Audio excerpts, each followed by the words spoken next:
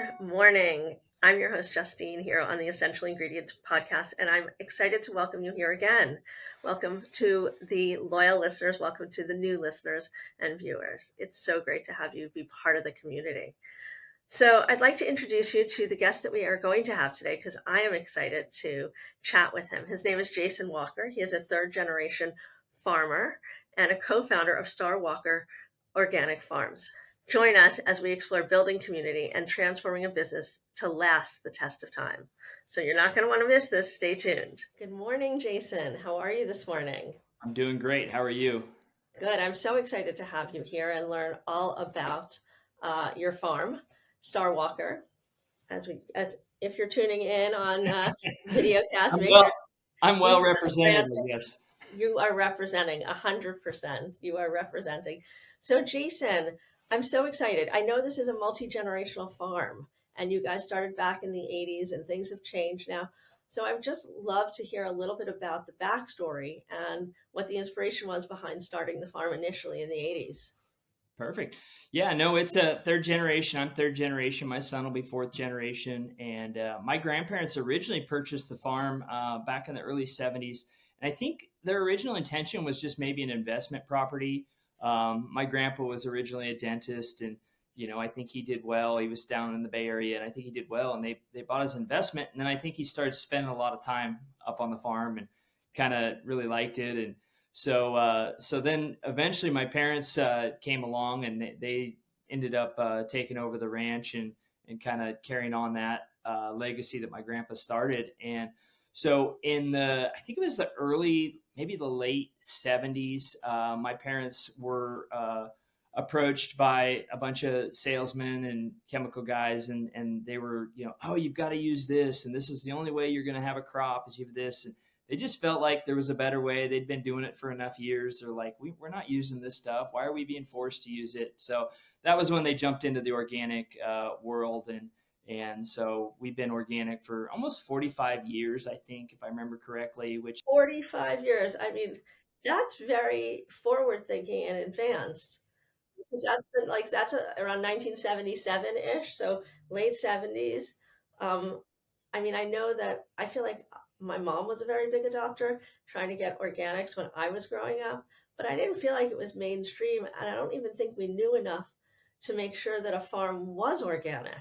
yeah, and mostly it was like smaller niche, like mom and pop or naturopathic type places would have a lot of organic stuff, but it didn't really catch mainstream, until I think you got into more of the late 80s, and the bigger retail stores started carrying organic. And so I think it's been kind of a slow grind, but the basically the nuts and bolts behind it are just, basically growing food and doing stuff like they used to, 40, 50, 100 years ago, because really what it's about is it's just really about taking care of the soil. You take care of the soil, you take care of the animals. And if you have healthy animals and you're eating, the meat, then you're going to be healthy. So, and it's no different with vegetables or fruits or whatever. I mean, you take care of the soil, you're going to have a healthy product that people are going to put in their bodies, and then they're going to be healthy. So, so I mean, I've grown up. That's all I've known my whole life. I did take a little stint away from farming. I left and I was a general contractor for about 15 years.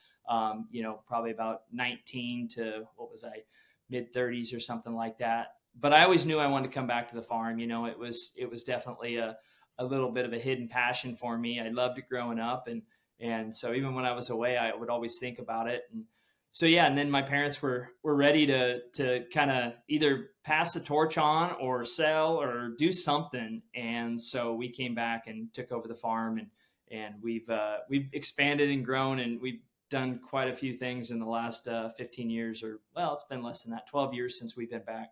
So 40 years ago, about when you guys went regenerative, or did you guys go regenerative or just organic? So the regenerative thing has been like the past 2 years. So when regenerative organic came around, we basically we were seeing kind of talks about it, and it was like, more certifications. We're like, do we want to do more certifications? We've been organic forever, and we've got GAP certification, which is animal welfare, and we've got I think I don't know, we've got like 5 or 6 different with the real organic. We got all these things, and we're like, do we want to do this regenerative organic? And then we saw like the people that were behind it, the movement, and then we started realizing what it was about. Even though we were doing these practices for the past, 40 plus years, we were like, hey, having that extra assurity to the customers that are buying our stuff that like we're doing it right. We've been doing it right for a long time. So we decided to get the regenerative organic certification. I think it's about 2 years now that we've been regenerative organic certified. And so I think it's just another step in the right direction of giving people the surety that they're, buying products that are, animals are taken care of, soil's taken care of, and they're going to be nutritious, dense products that people are going to love. Yeah, I mean, I think it's so important, and I think there's a lot of education that we're exploring now to better understand the impact of regenerative, both on our health and welfare, as well as the planet. And I think that the more people understand the impact it has on them, the more we're going to get people on board to support this, to live this way, to buy this way. And the more people that are living and buying and growing in this way, the more it will expand, Yep, right? And 100%. then hopefully it will, we'll see an impact on people's health and all sorts of things. So I just want to go back and look at, so before you were running this, your parents were running this. And it sounds like, if we're talking 40 years ago, was that them deciding to go organic, or was that your grandparents? It was them. My grandparents had kind of, they were kind of, my grandpa was in goof off mood. He was building cabins and working on, cutting wood and stuff. So my parents were really the driving force behind the ranch. They took it over knowing that, they were going to be operating it and it was going to be kind of their baby. And so yeah, they were and I think my parents are, I think they're old hippies. They went to school. The crazy part is they both have master's degrees, and I don't think they ever intended to be on a farm. But I think they brought a lot of their experience in college, and they knew that having a healthy farm, healthy soil, healthy animals was important. And so I think that when they found the organic movement, I think they were just full in. I mean, we used to do all sorts of stuff. We used to do organic potatoes. We used to do organic corn. We'd go out when I was a kid and early adolescence, we'd go out and shuck corn at 6 in the morning and before I'd go to school. And my dad would run around to all the local stores and drop off big totes of sweet corn. And so, I mean, we did herbs and spices. We've done all sorts of stuff. My dad was big on intensive farming and not expansive farming. So, what values or ethos did they have that you really feel you brought through to today? I mean, given, obviously things change and you're changing with the times. And it sounds like doing the regenerative agriculture is important to you. And I'd love to dig into why that's important to you. I mean, I think we touched on it about health, wellness, and the planet, but really, I'd love to hear a little bit more about the impact you hope it has. Yeah. Yeah. And I think, going back to my parents, they were hard workers. I mean, they just would get out there and they would. My mom, I think she was like, I remember with my brother, because my brother's 10 years younger than me. I mean, she'd be out there on the tractor raking hay, 8 months pregnant. And, people would always just be like go by and like double take and, no cab tractor. She's just out there, freezing cold mornings. And so I think, both of them, they just were always working and they kind of just loved what they did and they thought it was important. And I think those values really stuck with me. And even with now, my parents are, they're basically retired. They go and camping and do all the fun stuff, and which is what I want them to do. I want them to enjoy. They worked a lot of hard years, and I'm still young and vibrant. So I definitely want to be the workhorse now. But I think that work ethic is huge. I mean, that's what I love to do. I mean, quite honestly, I mean, if I'm outside, doing anything is a good day for me. Sometimes when it's bitter cold, it's not super fun, but I still enjoy it. The animals are fun. And so, and I like the whole process. We talked about the regenerative aspect of it. Is like, I like seeing the soil like rebuild. I like seeing it, I like seeing all the bugs, all the birds, all the stuff that's in the soil that, most people don't realize that in chemical agriculture or conventional agriculture, whatever you want to call it, all that stuff dies. I mean, literally just gets nuked, year in and year out. So all those bugs, you don't get to see them, and I go out into some of my fields and, it's almost kind of like a little scary. You're like, wow, why is there so many bugs and stuff going on here? But the crop's growing, the crop's healthy. And, I think that the diversity in the ecosystem is what makes it important, and everybody supports everybody. And sometimes there's weeds in a field that have the nutrients that help support the crop that I want to grow. So, I mean, it's just a great symbiotic relationship, and it's really fun to watch. If you were talking to me and I'm a listener tuning in today, what could you tell me that would resonate with me, not as a farmer, but as an individual that really wants to understand why this is a good thing and why I want to buy regenerative from a regenerative farm? Soil is a living thing. There's so much going on in soil. And if you don't feed that soil, no different than us, we've got to feed our bodies. But if you don't feed that soil good stuff, and you're basically, if you're taking care of that whole ecosystem, mycorrhizae, and all the little bugs and worms and all that stuff that's in the soil, that all is what makes healthy plants. And if you don't have that going on in the soil, if your soil's dead, if it's been, I say nuked, and I'm not trying to be, I'm not trying to give conventional agriculture a hard time, but I'm also just kind of trying to say is, if you're not nourishing that soil, then you're not going to grow good crops. If you don't grow good crops, you're not going to feed the animals. You're not going to feed people, So I think that really what it goes back to is just like taking care of the essential thing is our soil. And we're also losing farm ground like crazy, cities and everything. So I think when people think, they go to the store, they look at, the labels, or they're thinking about what they're purchasing things they're going to do, they have to understand that the people that are taking care of the soil are the ones that you want to support. Right. Because if we don't, we're not going to have the soil. We're not going to have the nutrient density. We're not going to have healthy animals.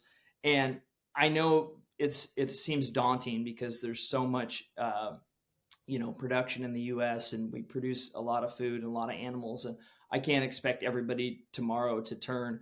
But what I can do is put the message out there is like every small step that somebody can do, and it starts at the consumer. If the consumer's buying regenerative or organic products, the people who are making or who are farming, they're going to see that. They're going to understand that there's a trend in that direction, and they're going to have to make those small changes on their farm, whether it's maybe using less chemicals or using cover crops, or doing something to help take care of the soil.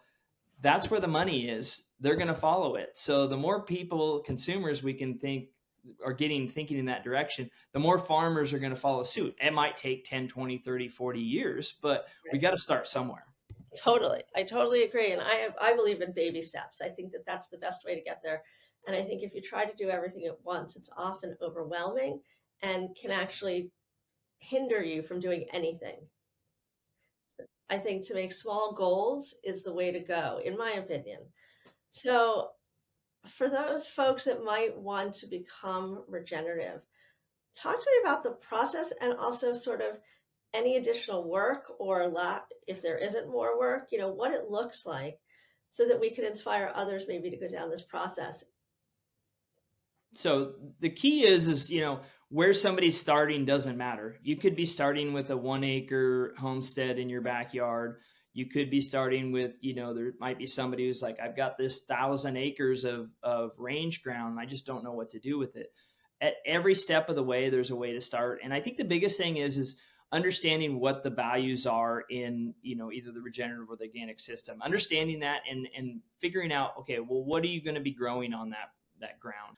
And then I think really it's understanding the principles of what do you want to grow and what does that require? If you're taking care of the soil, what does that require? What do you need? Do you need to put some compost or some chicken manure into the soil? Do you need to get animals out there and start intensive grazing the animals to start building the soil profile and get more grasses, native grasses to grow? So, I mean, each area of that is a little bit different. We do pretty much all of those across our farm, down to the smallest little plot all the way up to, thousands of acres of range ground. We have to be thinking about that the whole way, and what animal is best to suit that, and what crop is maybe best to suit that little acreage you have. Well, I appreciate those tips for folks because I think it's important to give people a place to start and go from there. So I'm also thinking about those folks that, maybe they don't have a huge farm, but maybe they've got an edible garden, Mm-hmm. right? Yeah. What would you say to that listener that says, okay, I have an edible garden. Clearly, I don't have a farm, but I want to make it regenerative. Again, we go back to the soil. Like, what does it take? Maybe you buy some earthworms in your garden and put those in there. Maybe you find out where there's some really good organic compost. You can start making compost teas to spray on your crops. I say crops. I mean, I know we're talking about a smaller garden, but Yeah. whether it's you're growing a few tomatoes and carrots and random stuff for yourself, or you're growing corn, it all really just comes down to the soil, how you can feed that soil, how you can take care of it. Sometimes when you're talking about bugs too, maybe you're like, oh, every year I grow tomatoes and this worm always eats them. We'll do a little research and find out maybe that worm has a enemy. I shouldn't say enemy, but like a competing worm that helps offset that. Well, how do you grow another plant that maybe has that thing? So diversity is huge. If you and we see that in farming across the board. Monocrops don't work. You got to have some diversity in your soil. You got to have multiple different things. Well, it's no different with the garden. You want to have multiple different plants because each one of those feeds the soil differently. Each one of those puts nutrients into the soil that the other plant can use. So the more diversity, the better. Even sometimes weeds aren't all that bad. I mean, I know they look ugly and you can't use them, but sometimes there's weeds that, they are taking something out of the sun, the air, the soil, and they're putting it back into the soil, and it'll help feed the other plants. So I think there's a lot that people can learn when it comes to taking care of the soil and what it requires to have healthy, nutritious plants to feed you. Awesome. So you mentioned compost tea, Yeah. and that sort of excited me. I'm like, okay, well, what's compost tea? So I can make it and then spray it in my garden. 100%. Yeah, and compost tea is really easy. And sometimes you can even find them online. You can find they're like little tea bags, and you put them in water and you soak them. And ideally, you circulate that water because it helps the air circulating the water helps bring out what's in that compost tea bag.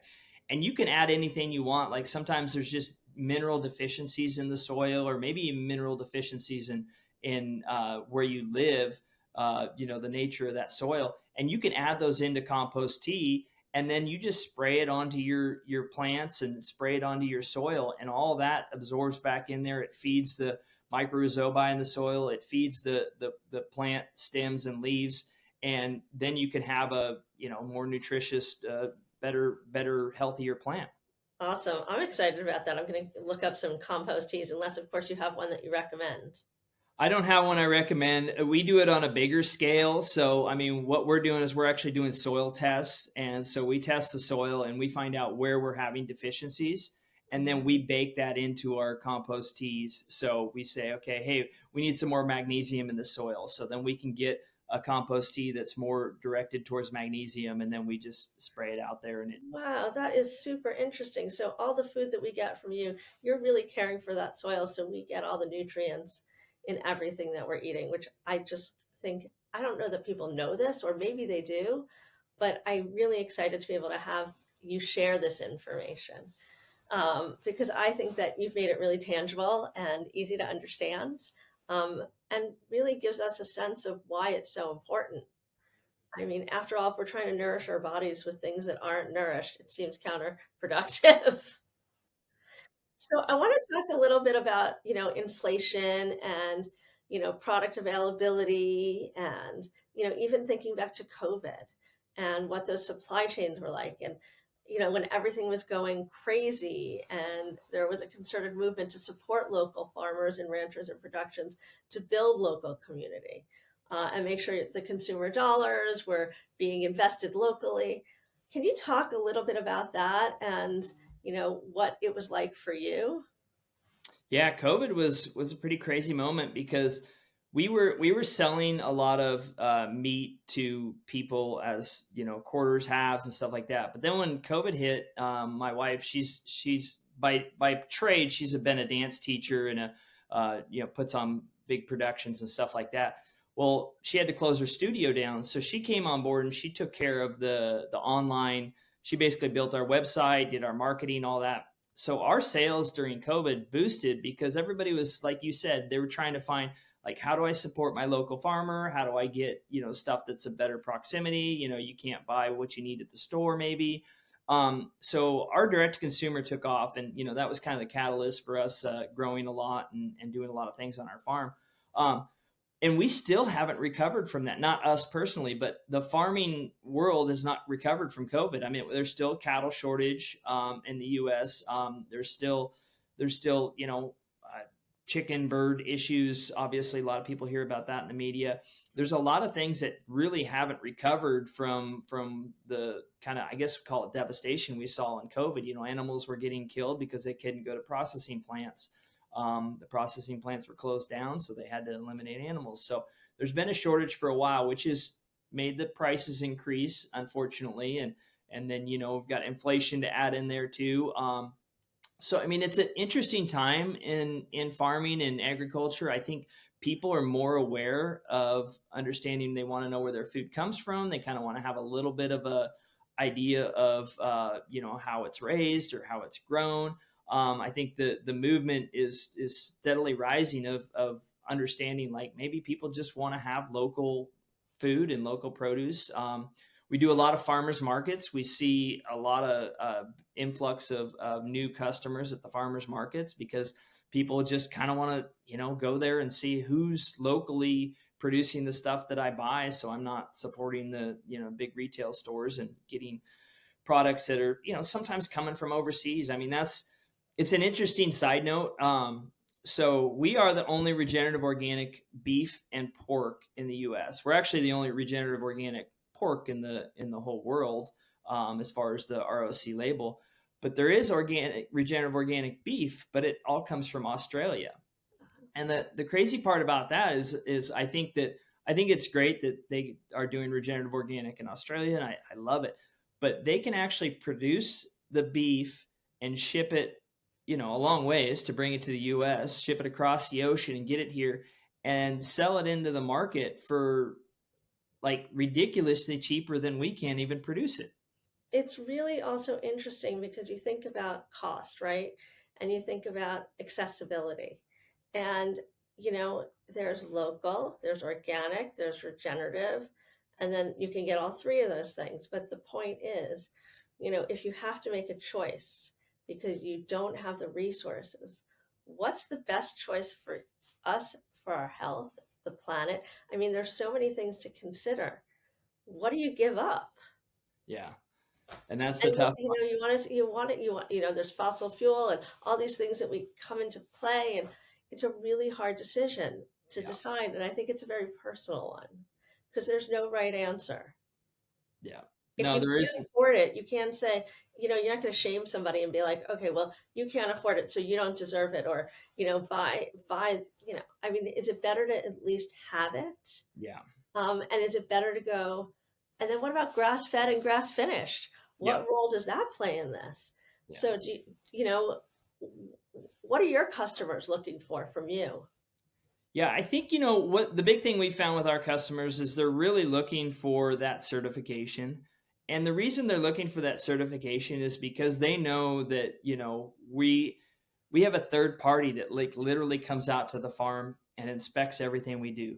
We do soil testing every year. We do these things that get verified by a third party to assure people that when they're buying that product, that it's not just somebody saying, hey, it was grass fed. Well, most all of cattle are grass fed at some point in their life, but then most of them end up in a feed lot, and then they're fed, grain and corn and soy and all this sort of stuff. So just seeing a label that says grass fed isn't enough. No. Like, you have to be able to understand, like, okay, what does that mean? What is the next step? How really is that animal being treated? And that's why we get the certifications, is because we want people to understand that, like, we are being verified that what we're doing is right. What we're doing is, supporting uh, supporting healthy animals and healthy crops. And so I think I don't blame people for looking at how much stuff costs, but what I try to tell people is try to see what you can afford. Maybe it's just your protein. Maybe you're like, hey, you know what? I think the most important thing is I just really want to have good protein, so I'm going to spend a little bit more on protein. Maybe I'm gonna buy the conventional carrots and buy the conventional apples, and but I really, or vice versa. Maybe it's like, hey, I'm going to spend money on my produce. That's where my money goes. But on meat, I'm gonna hope that this label that says grass fed is really a good farmer, and we'll hope for the best. We'll trust the store on whatever meat's in the meat counter.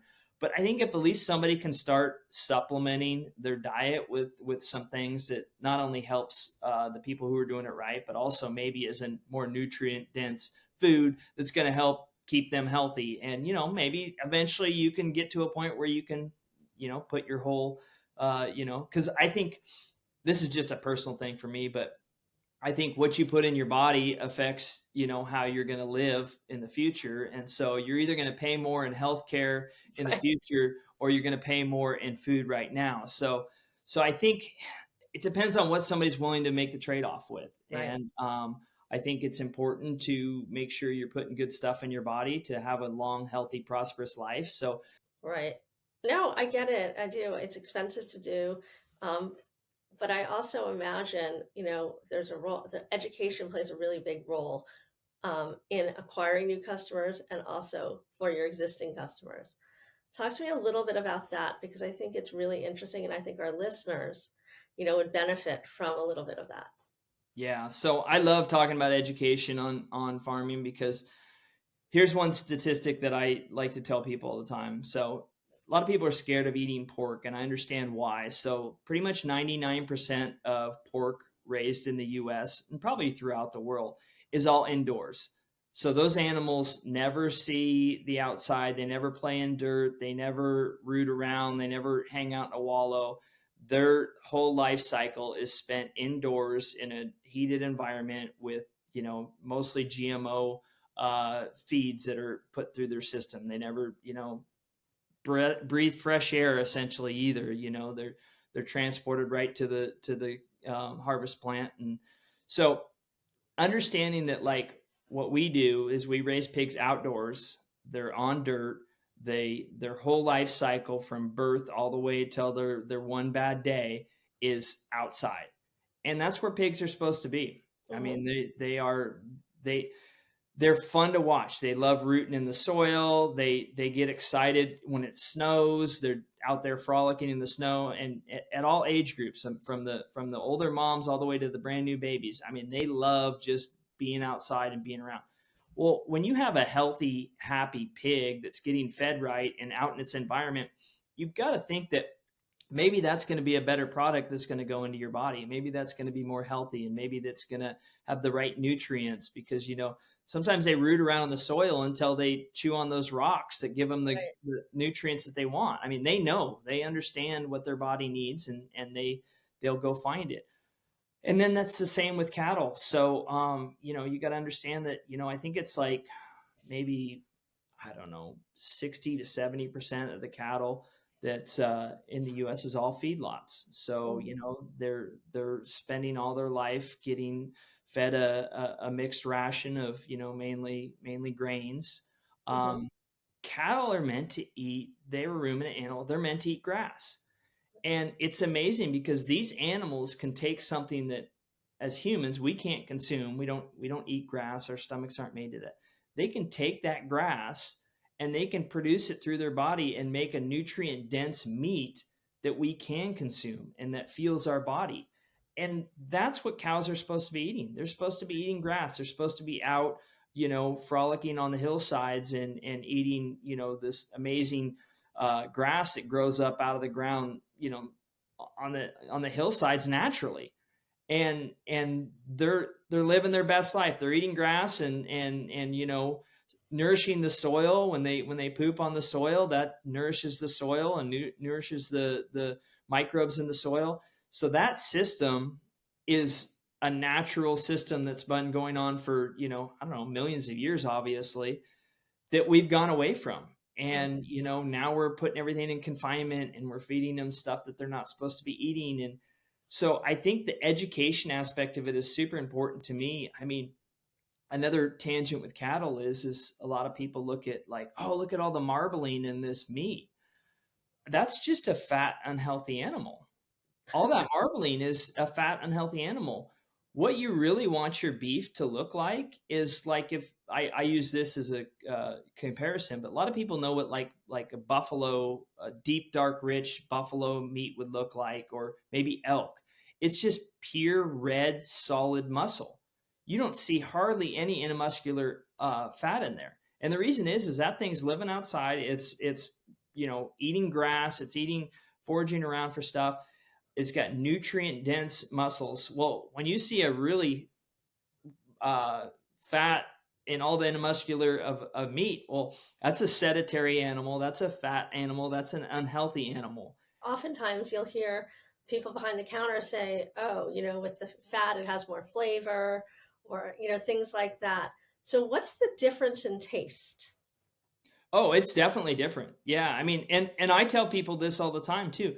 If you want that fatty, flavor, like, yeah, it's going to be a different taste when you taste our meat.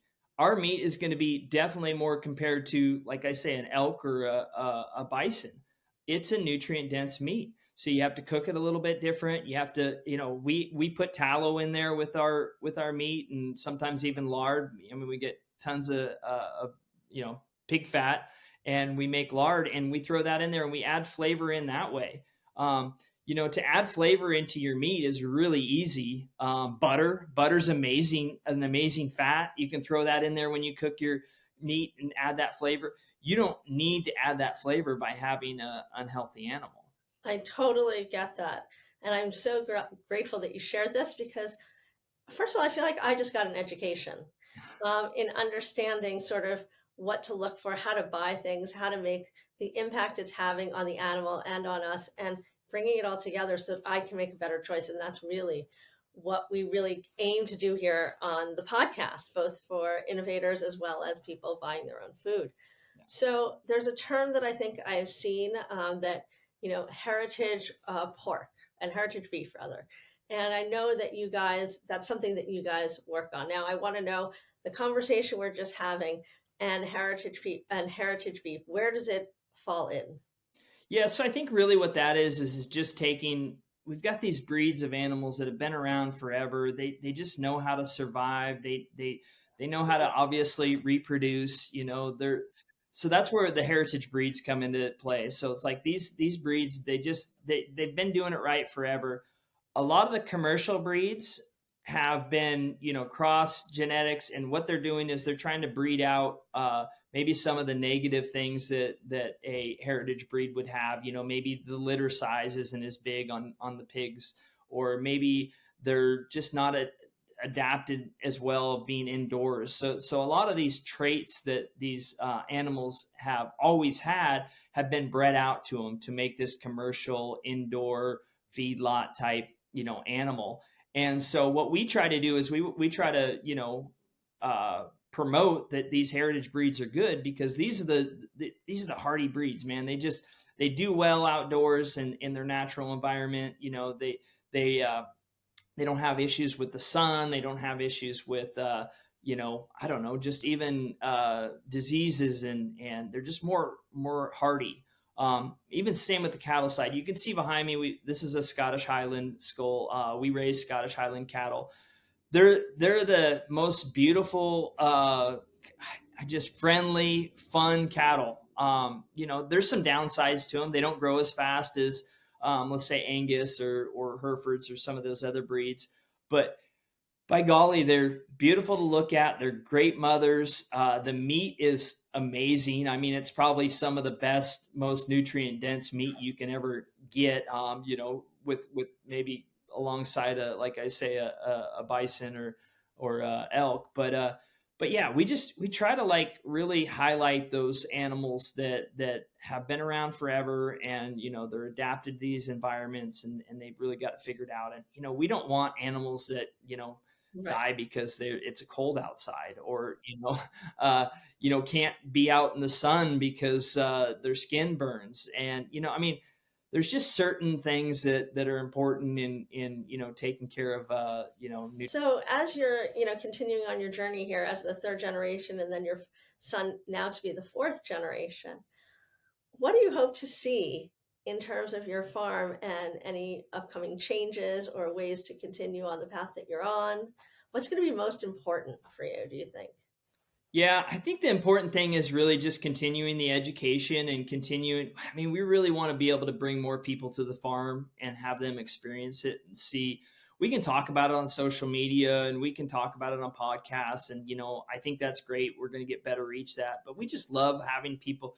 There's nothing more amazing than somebody coming to the farm and just like having their jaw drop and like, watching the piglets out in the field running around, or looking at the cattle out on a big pasture, and just getting an understanding of what it is we're trying to do, and even walking out in the fields and seeing that bug life that I was talking about earlier, and just like seeing the birds and deer and all these animals that are enjoying the natural aspect of this ground. So I think what I really want for the future is I really want to continue that tradition of just taking care of the soil, taking care of the animals, bringing as much diversity as we can into the landscape, and really trying to help build the awareness out there in the community of what we do, and why we think it's a good thing, and how we can do more and more of it. I mean, I have high aspirations. I mean, unlike my dad, who is more of the intensive look, I'm looking at, well, how many acres can I get converted to regenerative organic? How many acres can I really support a good diverse ecosystem, and put more cattle out on ground that people thought was, oh, you'd never be able to raise an animal out there. It's like, well, maybe you can. Maybe it just needs to be done right, and maybe you need to think more about the ecosystem, and it's not always the cheapest way to do stuff. I mean, I'm not here saying that we're making millions of dollars trying to do this. I mean, I think we're just making a difference, and if we can make a living while we make a difference, then that's really important. I love that. That's great. So for those folks tuning in today, whether by video or by podcast, where could they go to find your meats? Yeah, so our website is StarWalkerOrganicFarms.com, and you can buy meat from the website. It gets delivered. We deliver all across the U.S.